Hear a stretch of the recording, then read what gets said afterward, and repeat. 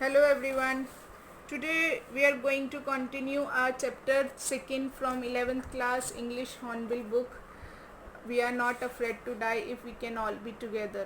Written by Gordon Cook and Alan East. So students till now we have read that the narrator and his family they have been out for the voyage. Voyage means the समुद्र यात्रा. तो वो अपनी world tour पे निकले हैं bye सी travelling. सो किस तरह से उनका जो ओशियन है that got stuck amid the strong waves, और जो उनकी जो शिप है उसमें बहुत ज़्यादा पानी भर जाता है. Along with the crew members Larry and hub, they were pumping out the water from the ship. And next read further, let's go. By morning on January 3, the pumps had the water level sufficiently under control for us to take 2 hours rest in rotation.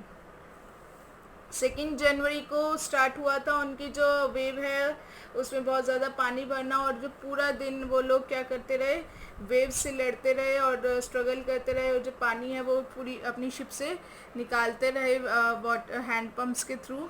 अब वो कह रहे हैं जनवरी 3 की morning तक pump से जो है वाटर लेवल काफ़ी हद तक जो था कंट्रोल में आ गया था, और इतना कंट्रोल में आ गया था कि अब हम जो थे लोग, हम 2 आवर्स का रेस्ट, मतलब आफ्टर 2 आवर्स मतलब रोटेशन में एक एक करके जो है 2 घंटे के गैप में रेस्ट कर रहे थे. But we still had a tremendous leak somewhere below the water line. लेकिन फिर भी एक बहुत बड़ी लीकेज जो थी वाटर लाइन के नीचे थी. वाटर लाइन लाइक जो शिप होता है, शिप जब पानी के अंदर होता है तो जितना वो नीचे की तरफ पानी के अंदर होता है, तो टिल दैट पॉइंट वी से वाटर लाइन. तो नरेटर कह रहे हैं कि वाटर लाइन में अभी भी कहीं पर लीकेज थी, जिसकी वजह से क्या था, शिप में पानी आ रहा था. एंड ऑन चेक करने के बाद I found that nearly all the boat's main rib frames were smashed down to the keel. अब वो कहते हैं कि जब चेक करने पर पता चला कि जो पूरी बोट है उसकी मेन रिप क्या हो गई है, main rib frames were smashed down, बहुत ही बुरी तरह से टूट गई हैं, और वो क्या होगी, कील मतलब होता है बिल्कुल नीचे तक आ जाना. जैसे वो जो लोअर पार्ट जो शिप का था, स्टील का जो था, वो स्टील स्ट्रक्चर जो था वहाँ तक, मतलब वो जो थी मेन रिप्स नीचे तक आ गई थी. In fact there was nothing holding up a whole section of starboard hull except a few cupboard partitions. कहते हैं in fact there was nothing holding up, मतलब जो स्टारबोर्ड था, आगे वाला जो सेक्शन था शिप का, हुल होता है शिप की बॉडी, तो वो जो आगे का बॉडी थी शिप की, वो कह रहे हैं कि वो बिल्कुल ही जो क्या थी, कुछ भी ऐसा नहीं था जिसकी बदौलत खड़ी हो, except a few cupboard partition. Cupboard मतलब कुछ अलमीराज बनी हुई थी. तो कहते बस वो जो पूरा आगे का जो शिप की बॉडी थी वो उस अलमीरा के बेस पर ही खड़ी थी, अदरवाइज इतनी ज़्यादा वो टूट चुकी थी कि वो कभी भी गिर सकती थी. We had survived for 15 hours since the wave hit. कहते हैं कि हम 15 घंटे तो हम लोगों ने सर्वाइव कर लिए थे जब से वो जो वेव हिट किया था. But Wave Walker would not hold together long enough for us to reach Australia. अब वो कहते हैं लेकिन जो वेव वॉकर हमारी जो शिप थी वो अब और ज़्यादा हम लोगों को नहीं, इतना ज़्यादा बर्दाश्त नहीं कर सकती कि हम जो लोगों को जो है ऑस्ट्रेलिया पहुंचा दे. I checked our charts and calculated that there were 2 small island a few hundred kilometers to the east. अब यहाँ पे नरेटर कहते हैं मैंने अपनी चार्ट चेक की और कैलकुलेशन करी, तो मैंने ये देखा कि यहाँ पर 2 छोटे छोटे से आइलैंड है, यहाँ से 100 किलोमीटर की दूरी पर ईस्ट में. One of them was to reach these pin pricks in the vast ocean. कहते हैं उनमें से कोई भी जो है ओनली होप, वही हमारी एक उम्मीद है, जो कि एक बहुत बड़े समुद्र में पिन प्रिक्स होता है, मतलब सुई की तरह. अब क्योंकि ये ओशियन बहुत बड़ा था, लेकिन जो आइलैंड इनको दिख रहे थे वो बहुत ज़्यादा छोटे थे. तो कहते हैं ये जो आइलैंड थे वो इतने बड़े ओशियन में एक सुई की तरह थे, लेकिन फिर भी उनके लिए वही एक उम्मीद थी. But unless the wind and seas abated so we could hoist sail. कहते हैं लेकिन जब तक विंड और सी जो है, अबेटेड मतलब होता है साइलेंस, वो शांत नहीं हो जाते, हम अपने सेल को नहीं लहरा सकते, जो उनका मेस्ट के ऊपर जो कर्टन होता है वो कहते हैं हम उसको नहीं लहरा सकते। Our chances would be slim indeed, कहते हैं देखा जाए तो हमारे बचने के चांसेस बहुत कम थे। स्लिम मतलब बहुत कम हो जाना। The great wave had put our auxiliary engine out of action, इतनी जो बड़ी वेव आई थी उसने हमारा जो एक और इंजन था, असिस्टेंट इंजन जो था, उसको भी खराब कर दिया था। On January 4th, after 36 hours of continuous pumping, कहते जनवरी 4 को लगातार 36 घंटों से हम पानी बाहर निकाल रहे थे, उसके बाद we reached the last few centimetres of water, हम लास्ट के जो कुछ सेंटीमीटर पानी बचा था वहाँ तक पहुँचे। Now we had only to keep pace with the water still coming in, अब हमें बस उतना ही पानी निकालना रह गया था जितना कि आ रहा था, बाकी जो एक्स्ट्रा था सब हमने निकाल दिया था। We could not set any sail on the main mast, कहते लेकिन हम जो मेन मेस्ट था, जो पोल था, उसके ऊपर हम कोई भी सेल जो थे नहीं लहरा सकते थे। Pressure on the rigging would simply pull the damaged section of hull apart, अब आपको मैंने अभी बताया था कि उनका जो आगे का हुल था, मतलब जो बॉडी थी शिप की, वो टूट चुकी थी, सिर्फ एक कबर्ड के भरोसे खड़ी थी। कहते हैं अगर वो मेस्ट पे सेल लहराते तो उसका ज़्यादा दबाव जो होता है वो रस्सियों का, रिगिंग मतलब जो रस्सियों का जो प्रेशर था वो आगे के हिस्से पर पड़ता, जिससे कि जो डैमेज सेक्शन था उस पर पड़ता, जिससे कि और भी ज़्यादा जो था शिप टूट सकती थी। So we hoisted the storm jib, तो इसलिए हमने स्टॉर्म जिब क्या, एक छोटा सा पाल है, कहते हमने सिर्फ वही लहराया। And headed for where I thought the two islands were, और हम वहाँ की तरफ चल पड़े जहाँ कि मैंने सोचा था कि ये 2 आइलैंड्स होंगे। Mary found some corn beef and cracker biscuit, Mary कुछ कॉर्न बीफ और क्रैकर बिस्किट ले आई। And we ate our first meal in almost 2 days, और कहते हैं कि 2 दिनों में हमने पहली बार अपना खाना खाया जो यही था। But our respite was short lived, respite होता है जो रिलीफ होता है, रिलीफ को बोलते हैं रिस्पाइट, तो कहते हैं ये जो हमारा रिलीफ था ये बहुत थोड़ी देर के लिए था।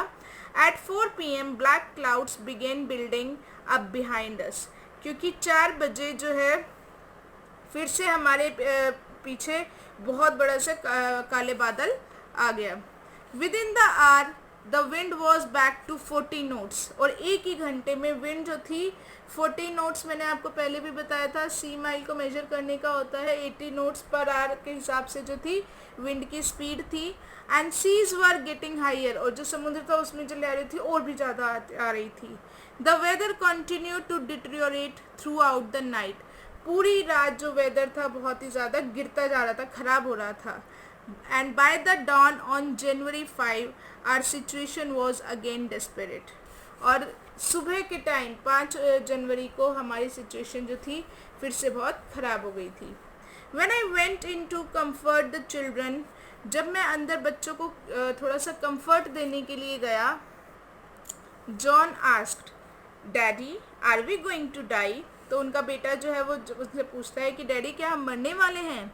आई try to assure him that we could make it, कहते मैंने उसे विश्वास दिलाने की कोशिश की कि हम जो है इससे उभर जाएंगे। But daddy he went on, फिर भी उसने बोला we are not afraid of dying if we can all be together, you and mummy Sue and I, कहते हैं कि लेकिन हमें मरने से कोई डर नहीं लगता अगर हम सारे साथ में हैं, आप, मम्मी, सू और मैं। I could find no words with which to respond, अब नरेटर कहता है मेरे पास कोई शब्द नहीं थे, मैं क्या उसको बोलता। But I left the children's cabin determined to fight the sea with everything I had, कहते लेकिन मैं जब बच्चों के कैबिन से निकला तो मैंने ये सोच लिया था कि चाहे जितनी मेरे पास जो भी कुछ है मैं इस समुद्र से लड़ूंगा। To protect the weakened starboard side I decided to heave to with the undamaged port hull facing the oncoming waves. I decided to heave to होता है मतलब lift with effort, बहुत मेहनत से उठाना। तो कहते हैं जो आगे का हिस्सा था undamaged port, क्योंकि आगे कुछ हिस्सा तो डैमेज था, तो कहते हैं जो अनडैमेज था हुल फेसिंग द oncoming waves, मतलब जो शिप का नीचे का आगे का हिस्सा था जो कि अनडैमेज था, बहुत मैंने डिसाइड किया कि उसको जो है कोशिश करके ऊपर की तरफ उठाता हूँ और उसको एक एंकर बनाया using an improvised sea anchor of heavy nylon rope and 222 litre plastic barrels of paraffin. और उसने क्या किया, एक नाइलॉन की रोप ले ली और उससे दोनों तरफ 22 लीटर के प्लास्टिक बैरल्स जो थे वो बांध दिए थे, ताकि उसे एक एंकर बना लिए, ताकि वो जो है आगे की तरफ जो शिप है जो टूटी हुई है उसे एक एंकर मिल जाए, एक सहारा मिल जाए, एंकर बनाया उसने। That evening Mary and I sat together holding hands. कहते उस शाम मैं और मैरी हाथ पकड़कर शाम को बैठे थे। As the motion of the ship brought more and more water in through the broken planks. जिस तरह से शिप हिल रही थी, ज़्यादा और बहुत ज़्यादा पानी जो था, जो टूटे हुए बोर्ड थे उनमें से आने लग गया था। We both felt the end was very near. और हम दोनों को ये फील हो गया था कि जो हमारा अंत है वो बहुत करीब है। But Wave walker rode out the storm, and by the morning of January 6, with the wind easing, I tried to get a reading on sextant. कहते लेकिन वो वेव वॉकर जो थी, अब मैरी और नरेटर जो थे बहुत ही डिमोरलाइज हो रहे थे, उन्हें लग रहा था अब हम मरने वाले हैं, लेकिन जो वेव वॉकर थी वो स्ट्रांग निकली। वो कहते हैं कि वेव वॉकर जो थी उस तूफान में से गुजर गई और 6 तारीख की सुबह तक जब विद द विंड ईजिंग मतलब थोड़ी सी धीरे हो गई, जब हवा बहुत धीरे हो गई, I try to get a reading. Sextant होता है एक मेजरिंग इंस्ट्रूमेंट होता है जिससे कि एग्जैक्ट पोजीशन पता चलती है। तो कहते हैं कि मैंने एक सेक्सटेंट पढ़ने की कोशिश करी। Back in the chart room, वापस से चार्ट रूम में गया। I worked on the wind speed, changes of course, drift and current in an effort to calculate our position. अब चार्ट रूम में जाके उसने क्या क्या किया, विंड की स्पीड देखी, फिर उसके बाद उस स्पीड से जो कोर्स है, जो रूट में जो चेंजेस आ रहे हैं वो देखे, फिर उसके बाद ड्रिफ्ट देखी, मतलब कि वो जो शिप है किस तरफ बह रही है, चल रही है, and current in front in an effort to calculate. और फिर उसके बाद देखा कि फ्लो किस तरफ है, ताकि ये जो है अपनी पोजीशन को कैलकुलेट कर सके। The best I could determine was that we were somewhere in 150,000 kilometers of ocean looking for a 65 kilometer wide island। कहते इतना सब करने के बाद मैंने जो ये निश्चय निकाल लिया कि हम लोग जो है 150,000 किलोमीटर बड़े ओशियन में एक 65 किलोमीटर का आइलैंड देख रहे हैं। मतलब कितना बड़ा ओशियन है जिसमें ये सिर्फ 65 किलोमीटर वाइड वाला आइलैंड ढूंढ रहे हैं। While I was thinking, जब मैं सोच रहा था, Sue moving painfully, Sue जो पेनफुली दर्द से कराते हुए चलते हुए आई, joined me, मेरे पास आई। The left side of her head was now very swollen।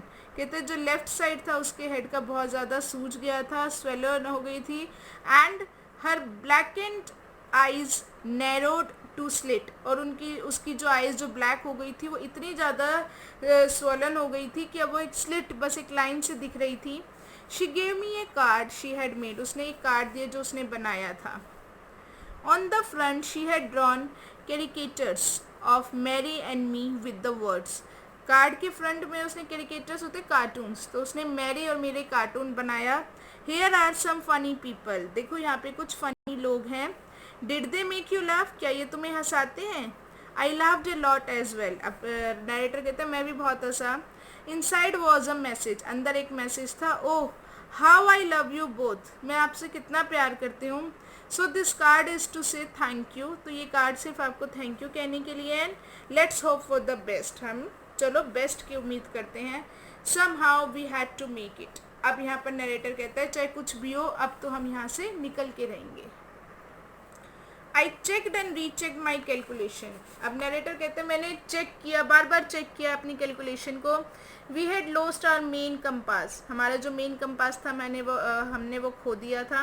And I was using a spare which had not been collected for magnetic variation. और कहते हैं जो मैं यूज़ करा था वो जो एक्स्ट्रा था वो था, लेकिन उसमें जो मैग्नेटिक वेरिएशन थी वो सही नहीं आती थी, मतलब वो एक्यूरेट नहीं था। उसमें पॉजिटिव नेगेटिव का जो दिखाई देती हैं वो कुछ भी नहीं होता था उसमें, तो जो एक्यूरेसी नहीं आती थी उस वाले में एक्चुअली।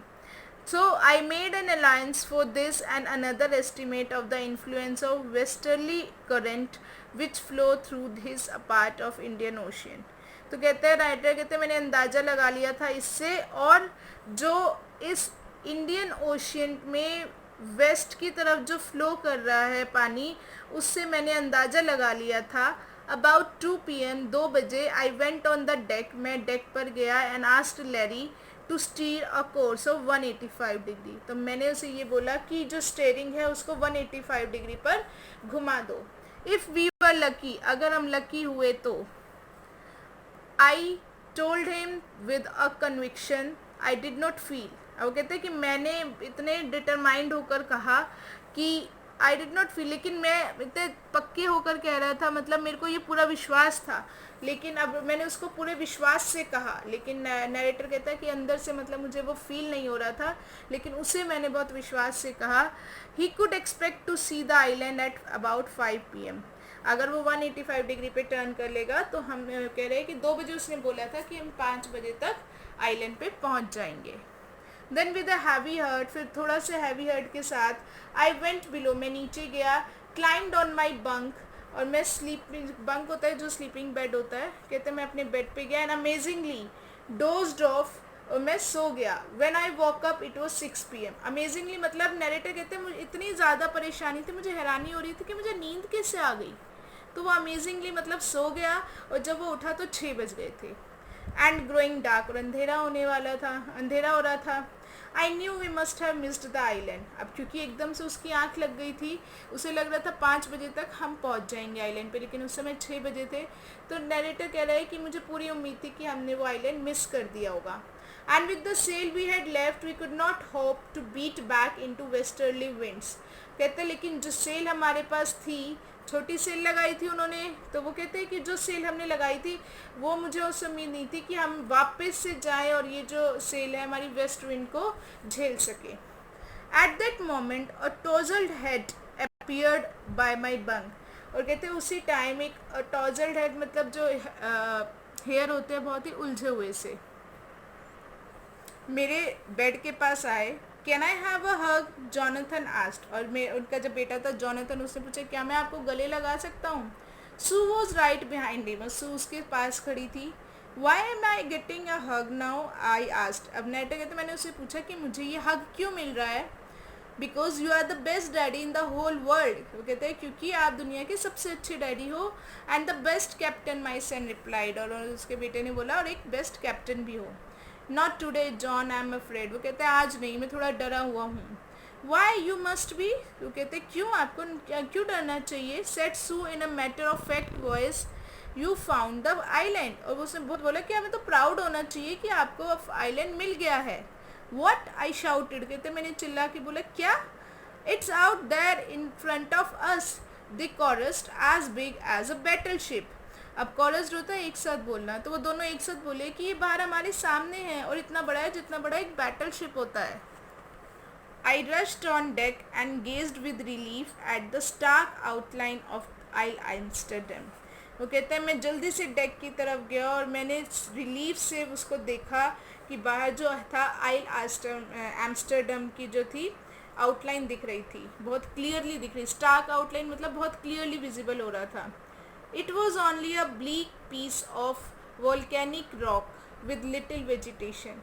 ये सिर्फ एक बहुत बड़ा सा वोल्केनिक रॉक था. वोल्केनिक जिसपे वोल्केनोज इरप्ट होते हैं, तो उस पर जो बहुत कम वेजिटेशन, मतलब ना के बराबर उस पर वेजिटेशन होती थी, और जहाँ पे लोगों की कमी होती थी, मतलब बहुत कम लोग रहते हों.